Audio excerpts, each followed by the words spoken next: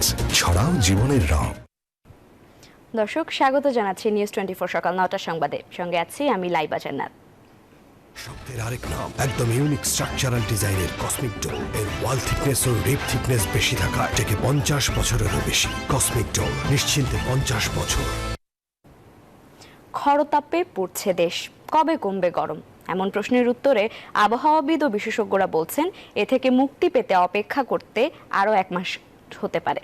অন্যদিকে সবুজের হাহাকারে ঢাকায় বেড়েই চলেছে তাপমাত্রা, আর গরম অনুভূত হচ্ছে কয়েক ডিগ্রি বেশি।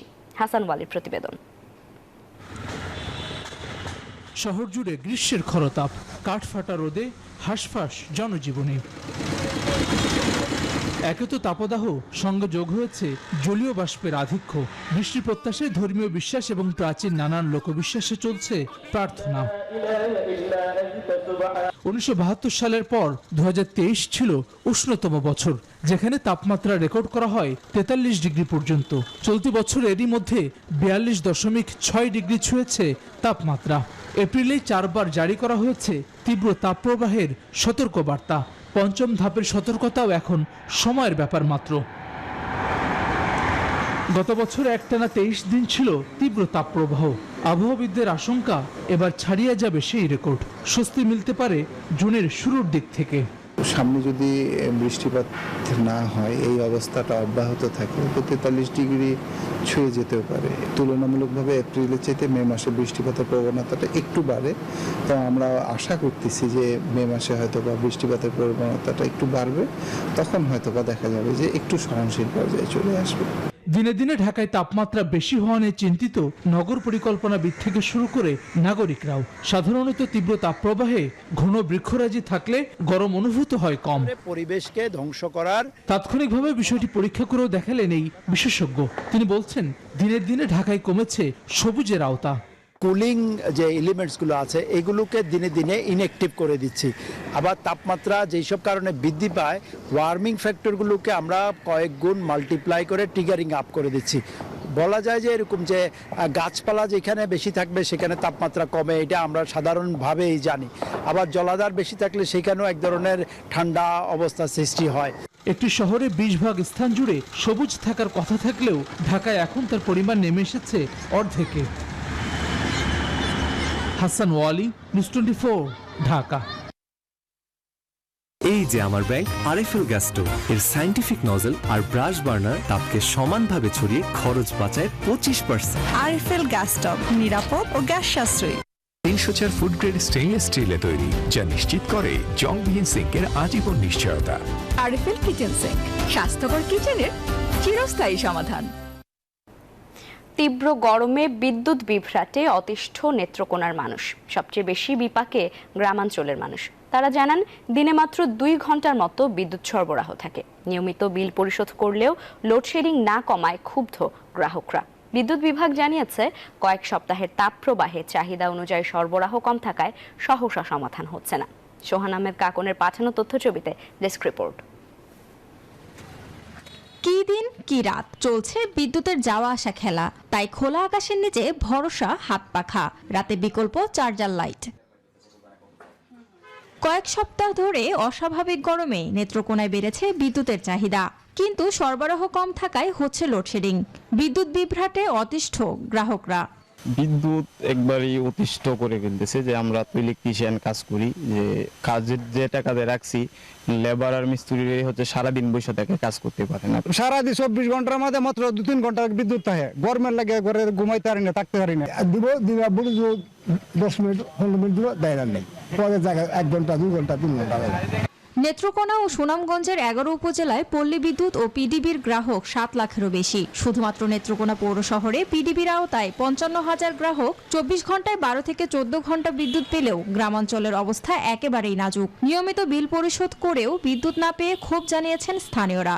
বিদ্যুতের অনেক ঘাটতি, ঠিক আছে। আমরা দিন ভর কষ্ট করে যাই, সন্ধ্যার সময় বিদ্যুৎ থাকে না, মানে গরমের সময় খুব ঘুমাইতে কষ্ট।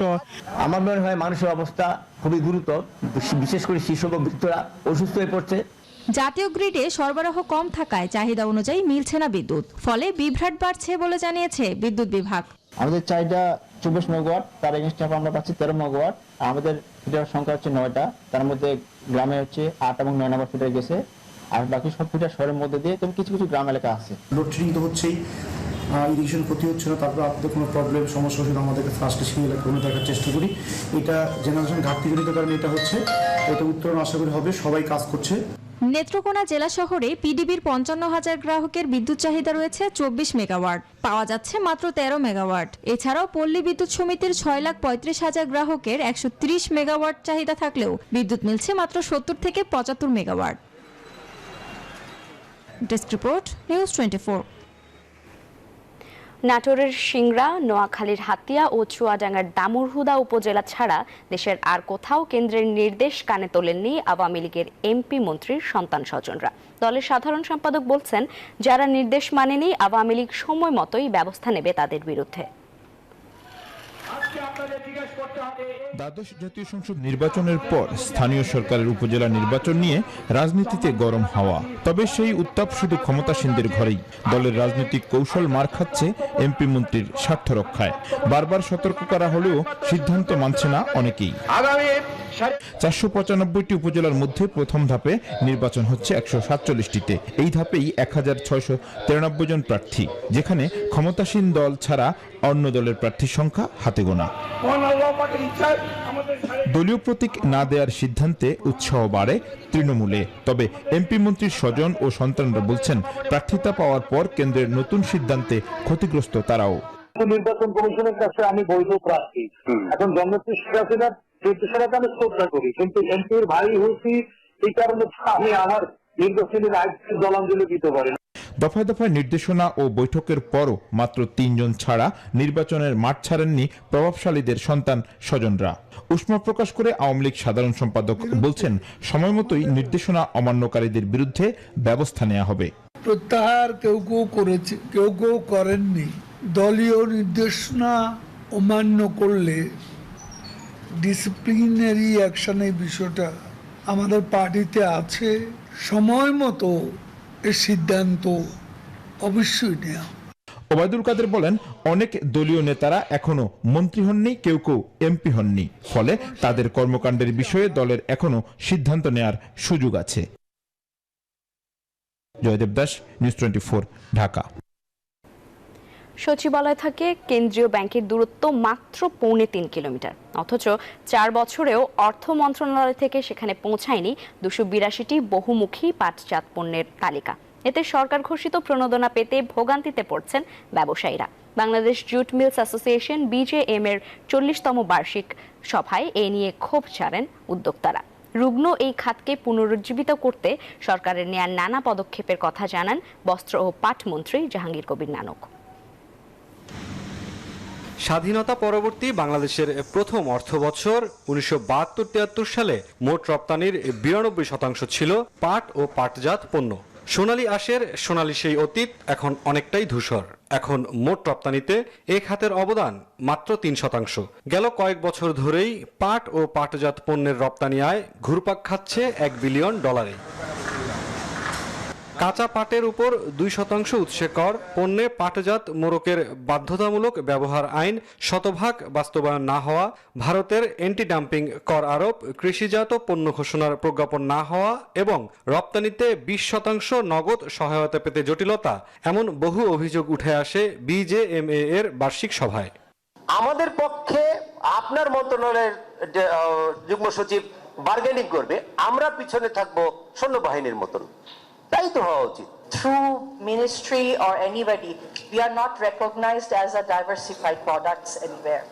এ সময় 282 পাট পণ্যকে বহুমুখী পাটজাত পণ্য হিসেবে ঘোষণা করা হলেও 4 বছরেও সে তালিকা অর্থ মন্ত্রণালয় থেকে কেন্দ্রীয় ব্যাংকে না পৌঁছানোয় ক্ষোভ জানান BJMA চেয়ারম্যান।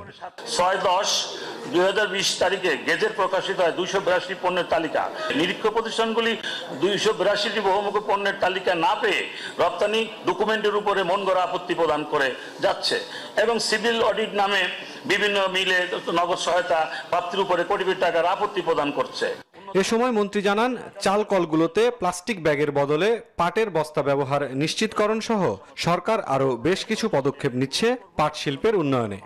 এই চাল কল বিভিন্ন কলগুলিতে এই যে প্লাস্টিক ব্যাগ এইটিকে বন্ধ করে জুটের ব্যাগকে চালু করার প্রয়োজনীয় ব্যবস্থা নিতে হবে। ডিসি সাহেবরা আমাকে কথা দিয়ে গিয়েছেন। রপ্তানি উন্নয়ন ব্যুরোর হিসাব বলছে 2022-23 অর্থ বছরে পাটজাত পণ্য থেকে রপ্তানি হয়েছে প্রায় 6,500 কোটি টাকা, যা আগের অর্থ বছরের তুলনায় 25% কম। মুরসালিন হক জুনায়েদ, নিউজ 24, ঢাকা। সকাল 9টার সংবাদে নিচ্ছে একটি বিরতির সাথে থাকুন।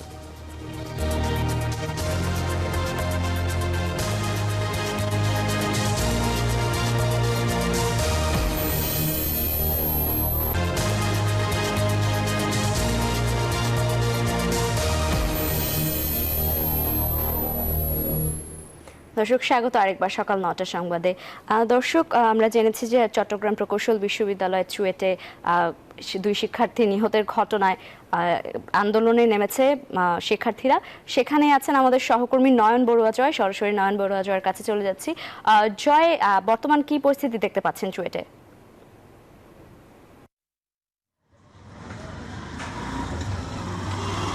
ধন্যবাদ লাইবা আপনাকে। আমি চুয়েটের গেটের সামনে যে দৃশ্যটা আমরা দেখছি সেই দৃশ্যটি দেখানোর চেষ্টা করছি যে আজও সকাল থেকে শিক্ষার্থী যারা আছেন তারা রাস্তায় নেমেছেন। কাপ্তাই সড়ক, যে সড়কটি গুরুত্বপূর্ণ একটি সড়ক, তো এই সড়ক দিয়ে কিন্তু বিভিন্ন যানবাহন চলাচল করে চট্টগ্রাম থেকে কাপ্তাই যায়, কাপ্তাই থেকে চট্টগ্রাম আসে। তো এর মাঝখানে রাঙ্গুনিয়া আর রাউজানের যারা লোকজন আছে তারাও কিন্তু আসলে এই সড়ক দিয়ে, একটি মাত্র সড়ক, এই সড়ক দিয়ে তাদের আসতে হয়। কিন্তু দেখা যাচ্ছে এখানে চুয়েটের শিক্ষার্থীদের আন্দোলন আজও চলছে। পরিবহন চলাচল একেবারে বন্ধ রয়েছে। পণ্যবাহী যে পরিবহনগুলো আমরা দেখানোর চেষ্টা করছি সেই পরিবহন সেখানে দীর্ঘ লাইনে আছে। গতকাল থেকে তারা অপেক্ষা করছে কখন এই সড়কটি ছাড়বে, কখন যাবে। এখনও পর্যন্ত তেমন কোনো কিছু আমরা দেখছি না। আমরা এই সাইডে একটু দেখাতে যাচ্ছি, দেখতে পাচ্ছেন সড়কের উপরে গাছ দিয়ে কিন্তু আমরা দেখছি এখানে অবরোধ করা হচ্ছে, বিক্ষোভ করছে। শিক্ষার্থী যারা আছে তারাও বিক্ষোভ করছে। তবে সকাল 10। জয়, ধন্যবাদ আপনাকে। নুডলস খান নাই? তাহলে তো নুডলসই খান নাই। নুডলস খান নাই তো নুডলসই খান নাই। রাঙ্গামাটির সাজেকের উদয়পুর সীমান্ত সড়কের 90 ডিগ্রি এলাকায় ডাম্প ট্রাক খাদে পড়ে 9 শ্রমিক নিহত হয়েছেন। এ ঘটনায় আহত হয়েছেন আরও 11 জন। বুধবার বিকেল 5টার দিকে কাজ শেষে উপজেলা সদরে ফেরার পথে ট্রাকটি পাহাড়ি খাদে পড়লে এই দুর্ঘটনা ঘটে। পুলিশ জানায়, সীমান্ত সড়কের কাজ শেষে ডাম্প ট্রাক ফেরার পথে নিয়ন্ত্রণ হারিয়ে পাহাড়ের 100 ফুট গভীর খাদে পড়ে যায়। এতে ট্রাকটি দুমড়ে মুচড়ে যায়। ঘটনাস্থলে 6 শ্রমিক নিহত হন। পরে মারা যান আরও 3 জন। মরদেহ খাগড়াছড়ি জেনারেল হাসপাতালের মর্গে রাখা হয়েছে। আহতদের উদ্ধার করে সেনাবাহিনী ও বিজিবি সহায়তায় হাসপাতালে পাঠানো হয়। আমি 9 জনকে উদ্ধার করে হাসপাতালে নিয়ে আসছি। এখন ডাক্তারের ট্রিটমেন্ট চলতেছে।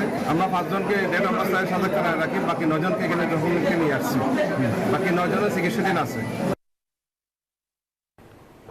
সাংবাদিকদের ওপর হামলার প্রতিবাদে বিএফডিসির গেটে মানববন্ধন করেছে টেলিভিশন ক্যামেরাম্যান অ্যাসোসিয়েশন। এ সময় উপস্থিত ছিলেন বিএফইউজে, ডিইউজে, বাচসাসের নেতৃবৃন্দ।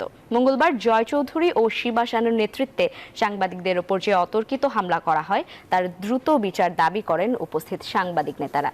পেশাগত দায়িত্ব পালন করতে গিয়ে শিল্পী নামধারী কয়েকজনের এমন আচরণের তীব্র নিন্দা জানান তারা। এছাড়াও ঘটনার সঙ্গে জড়িত অভিনেতা জয় চৌধুরী, শিবা শানু ও আলেকজান্ডার বোকে সমিতির সদস্যপদ বাতিল সহ শাস্তির দাবি জানান তারা। সড়ক দুর্ঘটনায় চট্টগ্রাম প্রকৌশল বিশ্ববিদ্যালয় চুয়েটের 2 শিক্ষার্থী নিহতের ঘটনায় প্রায় 1 ঘন্টা অবরোধের পর দাবি পূরণের আশ্বাসে মুক্ত হয়েছেন ভিসি। তবে এখনও চলছে শিক্ষার্থীদের বিক্ষোভ। আগামীকাল চুয়েট কর্তৃপক্ষের সাথে আন্দোলনরত শিক্ষার্থীদের বৈঠকের কথা রয়েছে। কর্তৃপক্ষের দাবি, জেলা প্রশাসক ও বিশ্ববিদ্যালয় কর্তৃপক্ষ 10 দফা দাবি মেনে নেয়ার আশ্বাস দেওয়ার পরও শিক্ষার্থীদের আন্দোলন অযৌক্তিক। এর আগে জেলা প্রশাসক নিহতের পরিবারকে 5 লাখ টাকা করে সহায়তার ঘোষণা দেন।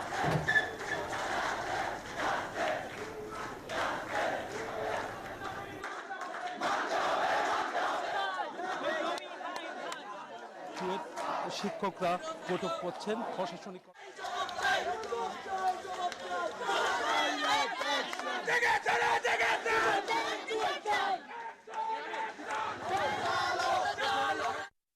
দর্শক, এবারে ফার্স্ট সিকিউরিটি ইসলামী ব্যাংক পিএলসি অর্থ বাণিজ্য সংবাদ।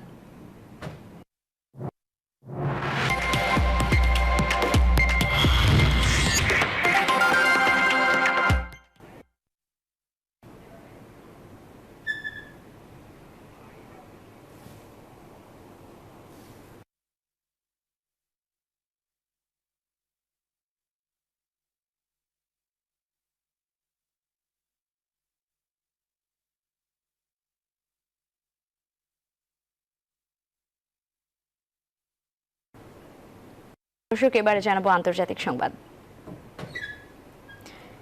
সাম্প্রতিক সপ্তাহগুলোতে রাশিয়ার বিরুদ্ধে যুদ্ধে ব্যবহারের জন্য ইউক্রেনে গোপন ক্ষেপণাস্ত্রের চালান পাঠিয়েছে যুক্তরাষ্ট্র। বুধবার এ তথ্য নিশ্চিত করেছেন মার্কিন জাতীয় নিরাপত্তা উপদেষ্টা জেক সুলিভান। বৃহস্পতিবার বিবিসির প্রতিবেদনে বলা হয়, এরই মধ্যে এসব দূরপাল্লার ক্ষেপণাস্ত্র যুদ্ধে 2 বার ব্যবহার করেছে ইউক্রেন। এ প্রসঙ্গে সুলিভান বলেন, ভবিষ্যতে আরও ক্ষেপণাস্ত্র পাঠানো হবে ওয়াশিংটনের পক্ষ থেকে। এদিকে বুধবার মার্কিন প্রেসিডেন্ট জো বাইডেন জানালেন, রুশ প্রেসিডেন্ট ভ্লাদিমির পুতিন বা অন্য কারো কাছেই মাথা নত করবেন না তারা। ইউক্রেন ইসরায়েলের সামরিক সহায়তা প্যাকেজে স্বাক্ষর করেছেন তিনি। এরই মধ্যে ইউক্রেনের প্রেসিডেন্ট ভলোদিমির জেলেনস্কি বলেছেন, সহায়তা পাওয়ার পর যুদ্ধে আবারও সক্রিয় হয়ে ঘুরে দাঁড়ানোর চেষ্টা করবে তার দেশ।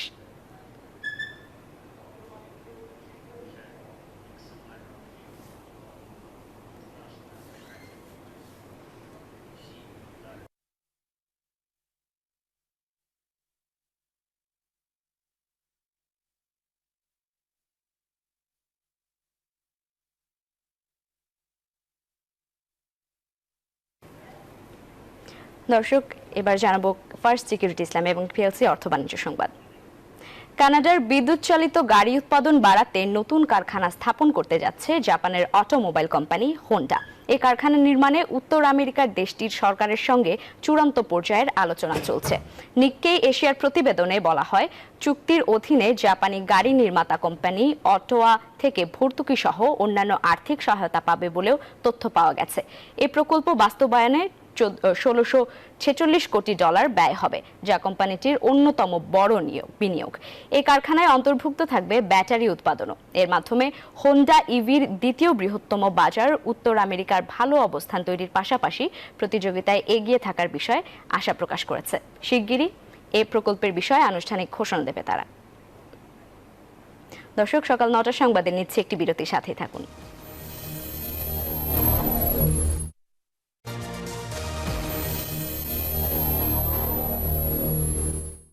দর্শক, স্বাগত আরেকবার সকাল 9টার সংবাদে। এবারে জানাবো খেলার সংবাদ। টাইগার ওপেনারদের ফর্মে ফেরাতে মিরপুরে আলাদাভাবে কাজ করেছেন হেড কোচ চন্ডিকা হাথুরুসিংহে। এদিকে ব্যাটিং উইকেটে মুস্তাফিজকে ভালো বোলিং করার পরামর্শ দিয়েছেন খালেদ মাহমুদ সুজন।